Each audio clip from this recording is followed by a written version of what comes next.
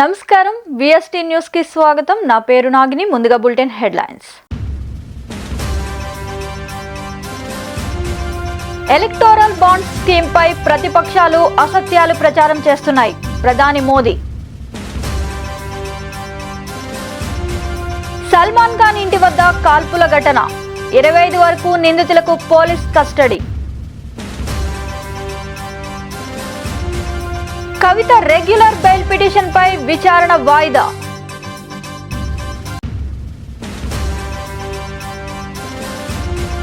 Nandyal TDP కార్యాలయంలోకి అఘోరా.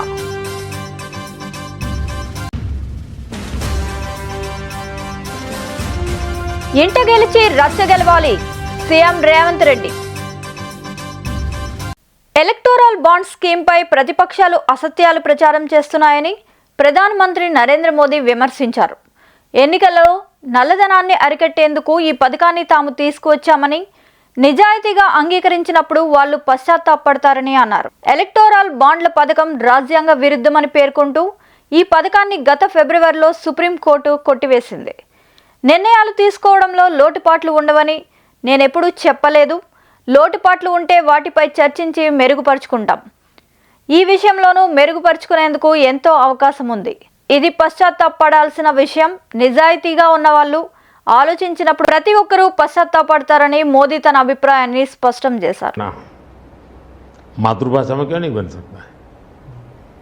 जब मैं मातृभाषा में डॉक्टर इंजीनियर बनने की बात करता हूँ, मतलब कि मैं मातृभाषा को सेलिब्रेट कर रहा हूँ, उसका महात्मा बढ़ा रहा हूँ.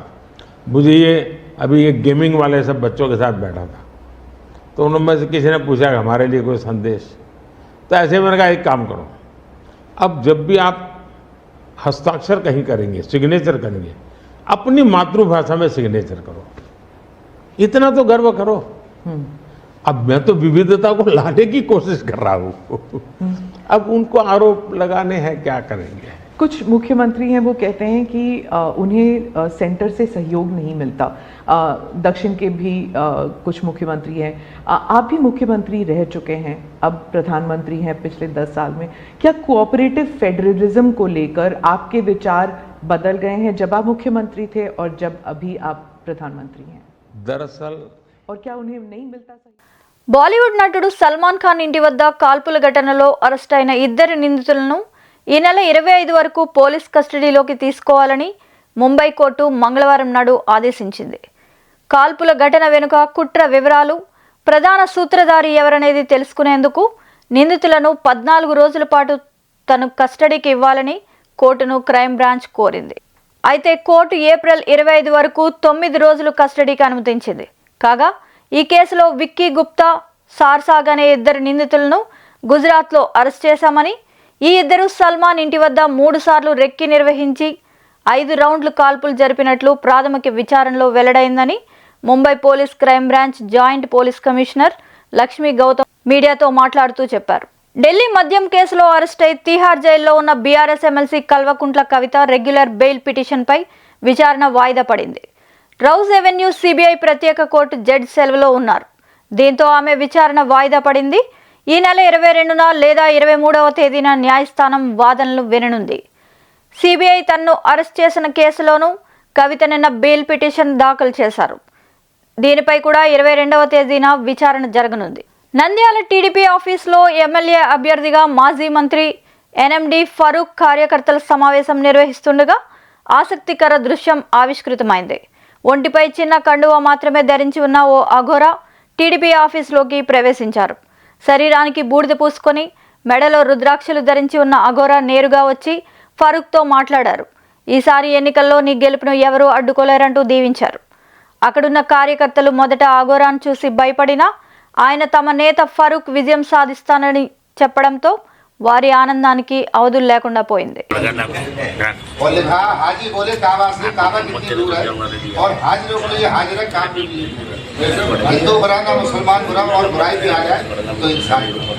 मैं कलियर शरीफ में और इस समय मैं हाजी मस्तान उधर रावी सर लिख लूँगा तो हाजी हो गया. मेरी दुआ है बच्चे भी हाजी नमाजी और दूसरी दुआ यही है भैया के लिए पूरे कायनात में कहीं चाहे ना कहीं ना आपका उसका कायम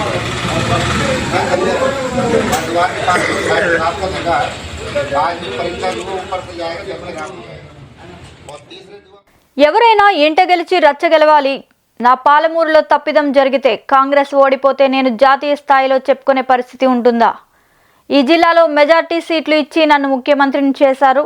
నన్ను పెంచి పోషించింది మీరే. ఈ రోజు నన్ను నరుకుతా అంటే మీరు నరకనిస్తారా అని ముఖ్యమంత్రి రేవంత్ రెడ్డి అన్నారు. నారాయణపేట జనజాతర బహిరంగ సభలో ఆయన మాట్లాడుతూ ఈ చెట్టును తనను తాను ఉద్దేశించుకొని నాటింది మీరు, పెంచింది మీరు అని సభకి వచ్చిన వారిని ఉద్దేశించి అన్నారు. మీరు పెంచిన చెట్టు మీకు నీడనిస్తుంటే నరకనిస్తారా అని అన్నారు.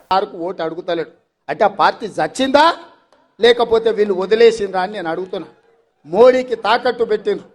నాకు తెలుసు కేసీఆర్ బిడ్డ బెయిల్ కోసం ఇవాళ కాంగ్రెస్ ను ఓడించడం కోసం నరేంద్ర మోడీతో చీకటి ఒప్పందంలో భాగంగా మహబూబ్ నగర్, చేవెళ్ళ, మల్కాజ్గిరి, భువనగిరి, జహీరాబాద్ 5 పార్లమెంట్లలో చంద్రశేఖర్ రావు నరేంద్ర మోడీని గెలిపించడానికి సుపారీ తీసుకొని బీఆర్ఎస్ కార్యకర్తల్ని ఇవాళ బొందబెట్టి వాళ్ళ ఆత్మ గౌరవాన్ని మోడీ కాళ్ళ దగ్గర తాకట్టు పెట్టిండు. బీఆర్ఎస్ నాయకులారా మీరు ఆలోచన చెయ్యండి. లక్షలాది మంది కార్యకర్తలు ఇతర పార్టీలు జైలుకు పోయినప్పుడు కేసీఆర్ కు దుఃఖం లేదు. నాలాంటోని బిడ్డ లగ్గం ఉంటే కూడా వదలకుండా జైల్లో పెట్టినప్పుడు మేమంతా సిద్ధం బస్సు యాత్ర ద్వారా గణపవరం చేరుకున్న సీఎం వైఎస్ జగన్మోహన్ రెడ్డికి స్థానికులు ఘన స్వాగతం పలికారు. ముఖ్యమంత్రికి ప్రజలు దారి పొడవునా అపూర్వ ఘన స్వాగతం పలుకుతున్నారు. ప్రజలతో మమేకమవుతూ వైఎస్ జగన్ ముందుకు సాగుతున్నారు. నిడమరు చేరుకున్న ముఖ్యమంత్రి వైఎస్ జగన్ కు బస్సు యాత్రకు పల్లెలు అడుగడుగునా అక్క చెల్లెమ్మల నీరాజనాలు పలికారు. తన కోసం వేచి చూస్తున్న అక్క చెల్లెమ్మలను, అవ్వాతాతలను బస్సు దిగి స్వయంగా పలకరిస్తున్న ముఖ్యమంత్రి వైఎస్ జగన్. సీతారామపురం చేరుకున్న సీఎం వైఎస్ జగన్ బస్సు యాత్రకు మహిళలు గుమ్మడికాయలతో దిష్టి తీశారు. హారతులు పట్టి ఆత్మీయ స్వాగతం పలికారు. గణపవరం సెంటర్లో తన కోసం ఎదురుచూస్తున్న జనసందోహానికి సీఎం వైఎస్ జగన్ అభివాదం చేశారు. సీఎం జగన్ చెప్పేవన్నీ అబద్ధాలు, చేసేవన్నీ మోసాలేనని టీడీపీ అధినేత చంద్రబాబు మండిపడ్డారు.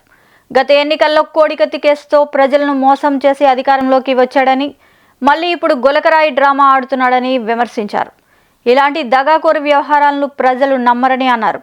ప్రజాగళంలో భాగంగా విజయనగరం జిల్లా, రాజాం, శ్రీకాకుళం జిల్లా పలాసలో జరిగిన భారీ బహిరంగ సభలో ఆయన ప్రసంగించారు. గత 5 ఏళ్లలో రాష్ట్రంలోని ఒక్కో ప్రాంతాన్ని దోచుకునేందుకు జగన్ రెడ్డి ఒక్కొక్కరికి అవకాశం ఇచ్చాడని, ఉత్తరాంధ్రను విజయసాయిరెడ్డి, వైవి సుబ్బారెడ్డికి దత్తత ఇచ్చారని ధ్వజమెత్తారు. విశాఖను చెరబట్టారని, భూ కబ్జాలు, సెటిల్మెంట్లు చేసి 46,000 కోట్లకు పైగా దోచుకున్నారని అన్నారు. ఉత్తరాంధ్రలో వారి పెత్తనం ఏమిటని నిలదీశారు. ఎవరికైనా పెద్దోళ్ళు ఉంటారు, జ్ఞాపకం ఉందా? వచ్చేవాళ్ళు ఇక్కడ డ్రామా వేసి మరి అందరూ వచ్చి కూర్చున్నాక చూసావు కదా అని చూస్తూనే ఉంటాం. అయినాక ఏం చేసేవాళ్ళు, కోడి ఇది గుడ్డు ఉంది చూసావా అంటాడు. కనపడకపోయినా ఒప్పుకుంటాం, చూసామంటాం, తలకాయ ఉంచుతాం. చూసిన తర్వాత చూడు గుడ్డు ఇప్పుడంతా పిల్లని పెడుతుంది అంటాడు, పిల్లని పెట్టేసింది అంటాడు. మళ్ళా మనం చూసా కానీ ఎవరు మాట్లాడడం, ఎగరతా ఉందంటాడు, అక్కడ పోతాం చూడమంటాడు, చూస్తాం కనపడదు, అది కనికట్టు. మ్యాజిక్, ఇప్పుడు లేటెస్ట్ స్టేజ్ లో మ్యాజిక్. బైరెడ్డిపల్లికి చెందిన అజయ్ బీటెక్ అమ్మాయిని బ్లాక్మెయిల్ చేసిన విషయం తెలిసిందే. దీనిపై పోలీసులు సోమవారం మరిన్ని వివరాలు వెల్లడించారు. బెంగళూరులో ఒక ప్రైవేట్ కంపెనీలో ఉద్యోగం చేస్తున్న అజయ్ ఉద్యోగం ఇప్పిస్తానని చెప్పి ఒక అమ్మాయిని మోసం చేశాడు. యువతి న్యూడ్ ఫోటోలు కుటుంబ సభ్యులకు పంపించి బెదిరించాడు. మనస్తాపంతో యువతి ఆత్మహత్యకు ప్రయత్నించింది. పోలీసులు నిందితుడిని అరెస్ట్ చేశారు. చిత్తూరు జిల్లా గంగవరం మండలం చెందిన విద్యార్థి, ఆమె మన మేల్మై క్రాస్ దగ్గర ఉన్న ఒక ప్రైవేట్ ఇంజనీరింగ్ కాలేజ్ నందు బీటెక్ సెకండరీ చదువుతుంది. మరియు ఈ కేసులో ముద్దాయి అయిన అజయ్ కుమార్ తండ్రి బైరెడ్డిపల్లి మండలము మునిపల్లి గ్రామం. వీరిద్దరికి వాళ్ళ ఫ్రెండ్స్ ద్వారా పరిచయమయ్యి తర్వాత అబ్బాయి అమ్మాయిని లవ్ చేస్తున్న వెంటబడుతూ ఆమె చాటింగ్ చేయడం జరిగింది. ఆ చాటింగ్ మరియు వీడియో కాల్ రికార్డ్ చేసి చూపించేసి ఆ అమ్మాయిని బ్లాక్మెయిల్ చేయడంతో అమ్మాయిని 2 months ముందర బలవంతంగా బైక్లు ఎక్కించుకొని పోయేసి ముల్బాగ్ నందు ఒక లాఠీ తీసుకొని అక్కడ ఈ chattings screen records videos delete ఇస్తానని చెప్పేసి అక్కడ ఆమె బట్టలు ఇప్పించేసి బాత్రూమ్ వెళ్ళినా కూడా ఆమె యొక్క న్యూడ్ వీడియోస్ను తీయడం జరిగింది. దానిపైన అక్కడే ఆ రూమ్లోనే ఆమెపై రామచంద్రాపురం మండలం వెంకటాయపాలెంలో జరిగిన శిరోముండనం కేసులో ప్రధాన నిందితుడైన ఎమ్మెల్సీ తోట త్రిమూర్తులను వైసీపీ నుంచి బహిష్కరించకపోతే దళితుల అణిచివేతకు సీఎం జగన్ లైసెన్స్ ఇచ్చినట్లే అని కొవ్వూరు మాజీ ఎమ్మెల్యే కేఎస్ జవహర్ పేర్కొన్నారు. మంగళవారం అమరావతి టీడీపీ కేంద్ర కార్యాలయంలో ఆయన మాట్లాడారు. వైసీపీ ప్రభుత్వ హయాంలో దళితులకు రక్షణ కరువైందని మండిపడ్డారు. వైకాపా అభ్యర్థిగా ఉన్నటువంటి త్రిమూర్తుల మీద 18 నెలల జైలు శిక్ష. ఎందుకంటే ఆ రోజు 96లో 5 దళితుల మీద శిరోముండనం చేసి అవమానించినటువంటి సందర్భంలో 28 ఏళ్ళు తీర్పు రావడానికి సమయం పట్టింది. ఈ సందర్భంగా ఒకటే డిమాండ్ చేస్తూ ఉన్నాం. జగన్మోహన్ రెడ్డి, నీకు రాజ్యాంగం మీద నమ్మకం ఉన్నా, అంబేద్కర్ గారి ఆలోచన పట్ల అవగాహన ఉన్నా, ఏదైతే తోట త్రిమూర్తుల్ని పార్టీ నుంచి బహిష్కరించు, లేదంటే అలాంటి వాళ్ళకి టికెట్లు ఇచ్చి లైసెన్స్ ఇచ్చినట్టుగానే మేము భావిస్తాం. దళితుల యొక్క మాన ప్రాణాలకు రక్షణ లేదు జగన్మోహన్ రెడ్డి పరిపాలనలో అనేది రుజువైంది. ఎందుకంటే దాదాపుగా 185 మంది దళితుల మీద ఈరోజు అనేక హత్యలు కానీ అత్యాచారాలు కానీ ఈ యొక్క ఇలాకాలో జరిగాయి. బీహార్ కన్నా దారుణంగా ఈ రాష్ట్రంలో దళితుల మీద దాడులు జరిగాయనే విషయం జగన్మోహన్ రెడ్డికి తెలుసు. ఎందుకంటే వరప్రసాద్ శిరోముండనం చేసిన తర్వాత సాక్షాత్తు రాష్ట్రపతి జోక్యం చేసుకున్నప్పటికీ కూడా తిరువూరు నియోజకవర్గంలో బీఎస్పీ పార్టీని గెలిపించాలని ఆ పార్టీ ఎమ్మెల్యే అభ్యర్థి వందన్ కుమార్ కోరారు. మంగళవారం కొండూరు మండలం వల్లంపట్ల, జేలకుంట, గోపాలపురం గ్రామాల్లో ఆయన ఎన్నికల ప్రచారాన్ని నిర్వహించారు. అగ్రవర్ణాల పార్టీల ఎమ్మెల్యేలను గెలిపించవద్దని, బీఎస్పీ పార్టీ ఎమ్మెల్యేని తనను గెలిపించాలని ప్రజలకు విజ్ఞప్తి చేశారు. నేను లోకల్ అభ్యర్థిని ఆయన ప్రజలు గుర్తు చేశారు. ఇక్కడ ఉన్నటువంటి రక్షణ నిధి గారే ఆయన ఎమ్మెల్యే ఇవాళ అన్న సంగతి అందరం మర్చిపోయారు. అదే రక్షణ నిధి గారు, రక్షణ నిధి రెడ్డి గారు అయి ఉంటే, లేకపోతే రక్షణ నిధి చౌదరి గారు అయి ఉంటే ఆయన వెళ్ళిపోయేవాడా? ఆయనకి ఇంత అవమానం జరిగేదా? జరగదు. ఎట్టి పరిస్థితులు అలాంటి అవమానం జరగదు. కారణం ఏంటంటే వీళ్ళు ఎస్సీలు కాబట్టి, ఎస్సీలుగా ఎన్నిక కాబట్టారు కాబట్టి వాళ్ళకి విలువ లేదు. ఆయన ఎమ్మెల్యేగా ఉండగానే ఇంకొక వ్యక్తిని తీసుకొచ్చి ఇక్కడ ఇన్ఛార్జిగా పెట్టడం మూలంగా అవమానాన్ని తట్టుకోలేక, ఈ జనాలు చేత్కరింపులు తట్టుకోలేక, నిన్నటిదాకా జనాల్లో కలిసి తిరిగినటువంటి ఎమ్మెల్యే ఆ విషయాన్ని భరించలేక చివరికి చాప చుట్టుకొని చంకన పెట్టుకొని పారిపోయాడు. ఎక్కడికి పోయాడో ఎవరికే తెలియదు. దురదృష్టం ఏంటి, జూన్ 4వ తారీఖు 5వ తారీఖు దాకా ఆయన ఎమ్మెల్యే అనే సంగతి ప్రజలు కూడా మర్చిపోయారు. ఆయన మర్చిపోయి వెళ్ళిపోయాడు నియోజకవర్గం నుంచి. అంటే మీరు గుర్తుపెట్టుకోండి, ఇప్పుడు మళ్ళీ మీరు ఈ అగ్రకుల పార్టీలకు ఓట్లు వేస్తే రేపు ఎన్నిక కావాలనుకునే వాళ్ళు, ఈ పార్టీల నుంచి ఎన్నిక కావాలనుకునే ఎమ్మెల్యే దుస్థితి కూడా ఇలాగే ఉంటుంది. ఇవాళ ప్రజలకు సమస్య వస్తే ఏ ఎమ్మెల్యేకి చెప్పుకుంటారు? కడపలో తెలుగుదేశం పార్టీ పార్లమెంట్ అధ్యక్షులు ఆర్ శ్రీనివాసులరెడ్డి ఆధ్వర్యంలో కడప నియోజకవర్గ వైఎస్ఆర్సీపీ నేతలు ఎస్వి సుబ్బారెడ్డి అనుచరవర్గం నాయకులు, యువకులు పెద్ద ఎత్తున తెలుగుదేశం పార్టీలో చేరారు. రానున్న ఎన్నికల్లో తెలుగుదేశం పార్టీ విజయానికి కృషి చేస్తామని తెలిపారు. చంద్రబాబు నాయుడు చేసిన అభివృద్ధి జగన్ ప్రభుత్వంలో అభివృద్ధి జరగడం లేదు అన్నారు. చంద్రబాబు పెట్టిన పథకాలకు ఆకర్షితులమై పార్టీలో చేరామన్నారు. కడప నియోజకవర్గ తెలుగుదేశం పార్టీ అభ్యర్థి మాధవిరెడ్డి అత్యధిక మెజారిటీతో గెలిపించి చంద్రబాబు నాయుడుకు గిఫ్ట్గా ఇస్తామన్నారు. ఈ కార్యక్రమంలో ఎస్వి సుబ్బారెడ్డి, నియోజకవర్గ నాయకులు, కార్యకర్తలు పెద్ద ఎత్తున పాల్గొన్నారు.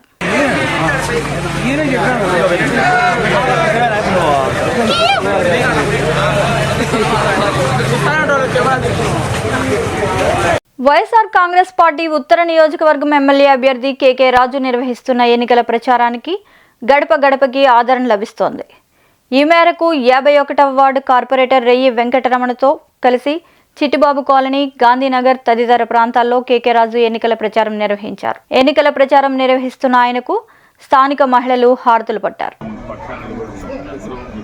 అందరికీ నమస్కారం.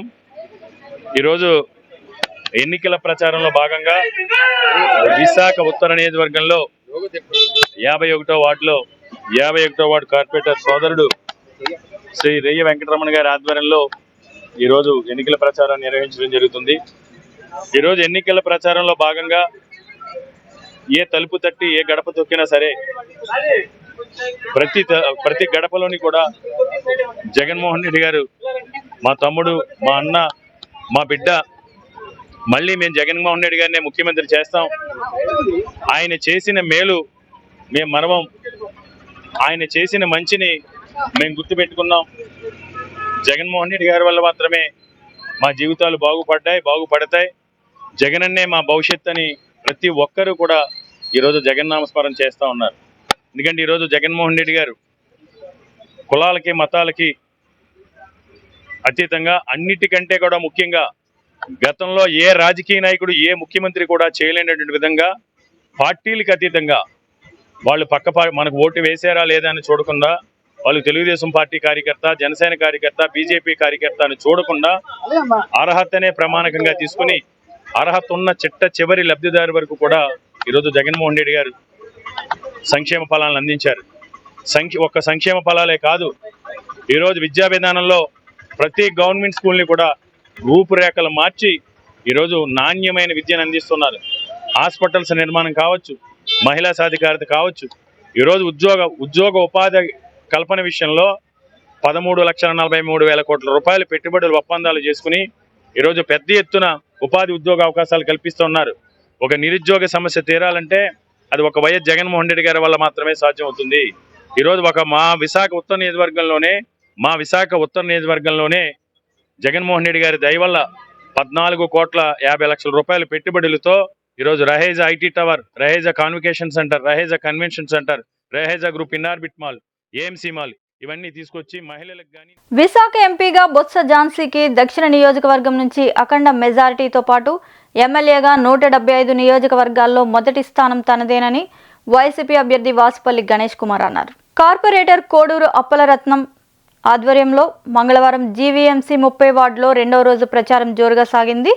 తాడి వీధి, ఏనుగుల వీధి, రజక వీధి, ward boy colony, Salipeta, KGH down, official colony, Jalaripeta ప్రాంతాలలో గడప గడపకు వెళ్లి వైసీపీకి ఓటు వేయాలని వాసుపల్లి గణేష్ కుమార్ అభ్యర్థించారు.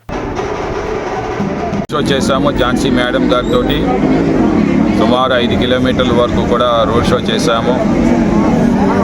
తాడి వీధి నుండి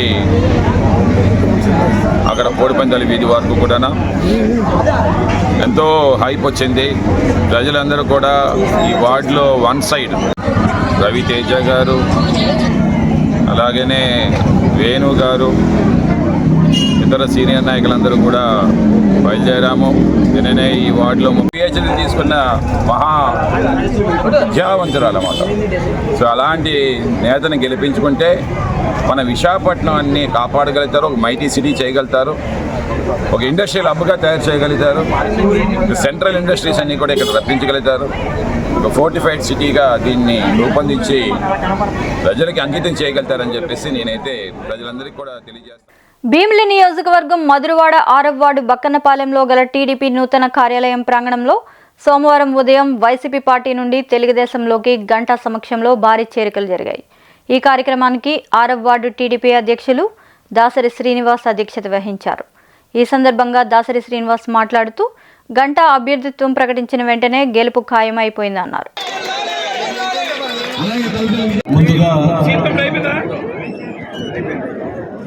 ఏదైతే మధురవాడలో అతి కీలకమైన ప్రాంతం ఇది, 6వ వార్డుకు సంబంధించి ఈరోజు కొంతమంది నాయకుల చేరిక, ఆ సందర్భంగా ఈ కార్యక్రమం ఏర్పాటు చేయడం, ఇక్కడికి ఆహ్వానించి మీ అందరూ కూడా కలుసుకునే అవకాశం కల్పించినందుకు నిర్వాహకులకు ముందుగా మనస్ఫూర్తిగా అభినందనలు, ధన్యవాదాలు కూడా తెలియజేసుకుంటా ఉన్నాను. మామూలుగా ఒక ఎన్నికల్లో ఆ పార్టీ నుంచి ఈ పార్టీకి, ఈ పార్టీ నుంచి ఆ పార్టీకి సహజంగా చేరికలు అవుతూ ఉంటాయి.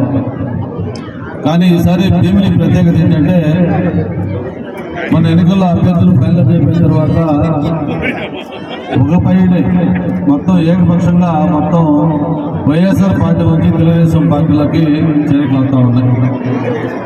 అంటే ఈరోజు నాకు రోజు షెడ్యూల్ తీసుకుంటే ప్రచారం ఎలాంటి ప్రాధాన్యత ఇస్తా ఉన్నాం. దాంతోపాటు ఈ పార్టీలో చేరికలకు కూడా అంతే ప్రాధాన్యత ఇవ్వాల్సి వస్తా ఉన్నాం. ఎందుకంటే ఇప్పుడే వచ్చేటప్పుడు ఇంటి దగ్గర సాగర్ నగరు అలాగే ఇట్లా 2-3 ప్రాంతాల నుంచి ఒక దాదాపు 250 మంది వీళ్ళు వస్తే వాళ్ళకి పార్టీలో జాయిన్ చేసుకొని మళ్ళీ ఇక్కడ సమయం అవుతుందంటే ఇక్కడ రావడం జరిగింది.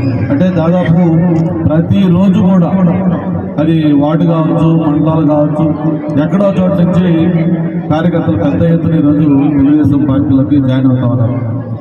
మరి దీనికి ప్రధానంగా కారణం ఏంటంటే రేపు జరుగుతున్న ఎన్నికలు ఏదైతే వచ్చే నెల 13వ తారీఖు అవుతా ఉన్నాయో ఆ ఎన్నికలు చాలా చాలా చారిత్రాత్మక ఎన్నికలు.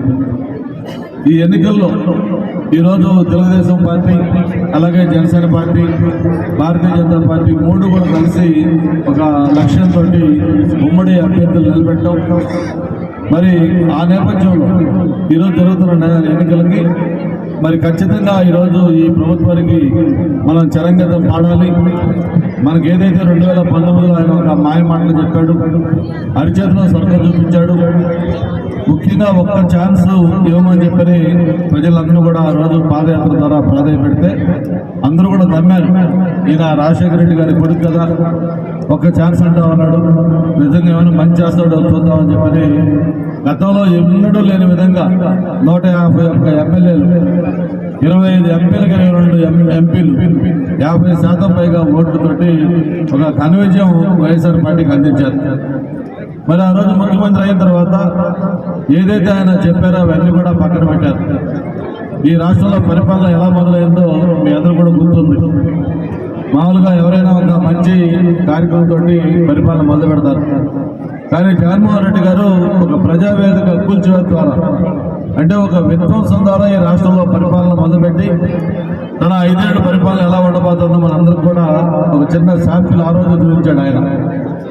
ఆ రోజు నుంచి ఈ రోజు దాకా కూడా ఎక్కడా కూడా ఒక్క అభివృద్ధి కార్యక్రమం లేదు, ఒక్క పరిశ్రమ రాలా, ఒక్క యువతకి ఉపాధి ఒకటి రాలా. ఆయన చెప్పిన హామీలు 99.9% నేను అమలు చేశాను, అందుకే నాకు ఓట్లేడు అడుగుతా ఉన్నాడు. నేను మీ ద్వారా ఒకటే అడుగుతా ఉన్నాను, ఏవైతే ఆయన హామీలు చెప్పాడో ఆ హామీలు అమలు చేశాడో ఒకసారి అందరూ కూడా ఆలోచించాల్సిన అవసరం ఉంది. మరి అందులో ప్రధానంగా నవరత్నాల పేరుతోటి ఒక 9 రత్నాలు ఆ మేనిఫెస్టో కింద పెట్టి ఆయన అవన్నీ కూడా అమలు చేశారని చెప్తా ఉన్నాడు. మనం అన్నిటి జోలికి కూడా వద్దు, అందులో 1-2 మీతో నేను మాట్లాడదలుచుకున్నాను. అందులో మొట్టమొదటిది సంపూర్ణ మద్యపాన నిషేధం. నవరత్నాల్లో సంపూర్ణ మద్యపాన నిషేధం ఒక నవరత్నం. మరి మీకు తెలుసు ఈరోజు రాష్ట్రంలో సంపూర్ణ మద్యపాన నిషేధం ఎలా జరుగుతుందో, ఏమాత్రం చేశాడో ఇవన్నీ కూడా మేము చూస్తాము. ముఖ్యంగా మహిళలకైతే స్వయంగా అరకులో ఎన్డీఏ కూటమి ఎంపీ అభ్యర్థి కొత్తపల్లి గీతకు ప్రజలు బ్రహ్మరథం పట్టారు. అరకులో ప్రధాన రహదారులు పొడవునా బీజేపీ, టీడీపీ, జనసేన కార్యకర్తలు, నాయకులు గీతకు స్వాగతం పలికారు. అరకు శివారు నుంచి కిలోమీటర్ల మేర వాహనాలతో భారీగా కొత్తపల్లి గీత అభిమానులు, కార్యకర్తలు పాల్గొన్నారు.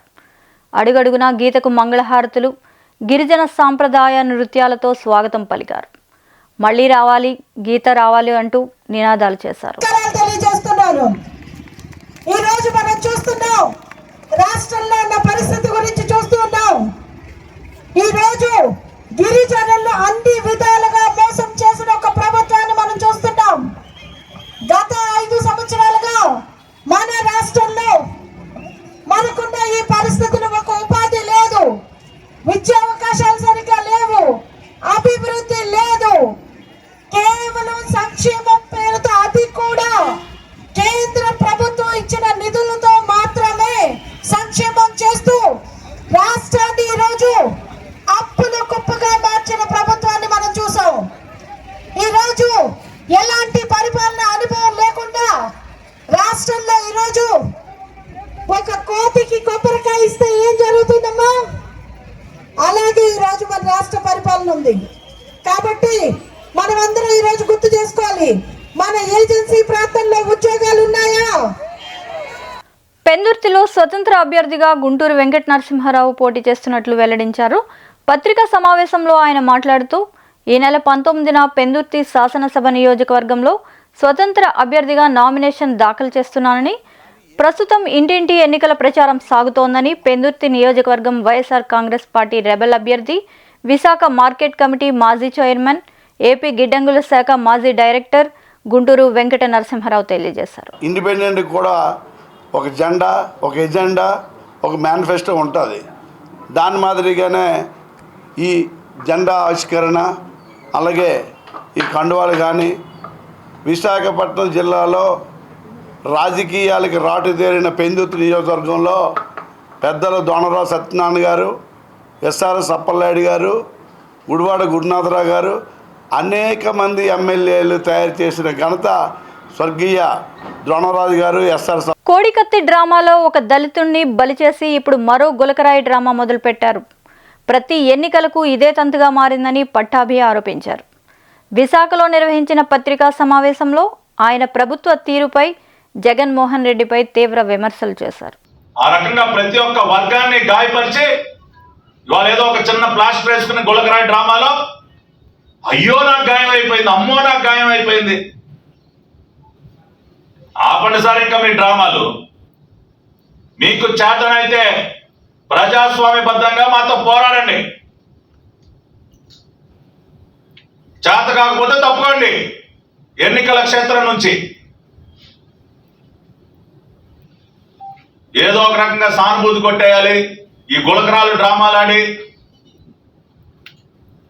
చంద్రబాబు నాయుడు గారి సభల్లో రాళ్లు విసిరేయాలి.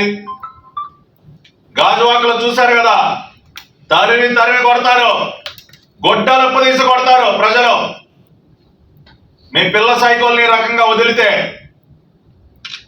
ఇవాళ రాష్ట్రంలో ఉన్నటువంటి ఎవడో కూడా మీ సైకోల్ని చూసి భయపడే పరిస్థితిలో లేరు. కడుపు మంటతో ఉన్నారు ఇవాళ రాష్ట్ర ప్రజలందరూ. ఆవేశంతో, ఆగ్రహంతో ఊగిపోతూ ఉన్నారు ఈ రోజున. ఏదో పవన్ కళ్యాణ్ గారి సభల పైకి పిల్ల సైకిళ్లతో రాళ్ళు ఇసిరేపిద్దాం, చంద్రబాబు నాయుడు గారి సభల్ని భగ్నం చేద్దాం, ఇటువంటి పిచ్చి ప్రయత్నాలు మానుకోండి. తరిమి తరిమి కొడతారు ఇవాళ. కాబట్టి ఇవాళ ఈ మీడియా సమావేశం ద్వారా ఒకటే చెప్పదలుచుకున్నాం మేము రాష్ట్ర ప్రజలందరికీ. ఇప్పటికే జగన్మోహన్ రెడ్డి విజయవాడలో ఆడినటువంటి గులకరాయి డ్రామాని మీరు అర్థం చేసుకున్నారు. అయినప్పటికీ ఇవాళ రాష్ట్ర పోలీస్ శాఖలో ఉన్నటువంటి కొంతమంది ఉన్నతాధికారులు ఇంకా ఇంకా ఆ డ్రామాని నమ్మించడం కోసం వాళ్ళు చేస్తున్నటువంటి పిచ్చి ప్రయత్నాలు. నిన్న విజయవాడలో జరిగినటువంటి మీడియా సమావేశం వేదికగా కాంతి రాణా టాటా గారు చేసినటువంటి కామెడీ షో ఇవాళ మీకు వినిపించాను. దాన్ని బట్టి అర్థమవుతోంది కదా, ఇవాళ అటువంటి అధికారులను హెచ్చరిస్తున్నాం. సాక్షాత్తు ముఖ్యమంత్రి చీకట్లో నేను ర్యాంపు మీద నడవలేనటువంటి చెప్పినటువంటి వ్యక్తిని చీకట్లో బస్సు పైన దేనికి నుంచోబెట్టారో, ఏ డ్రామాలో భాగంగా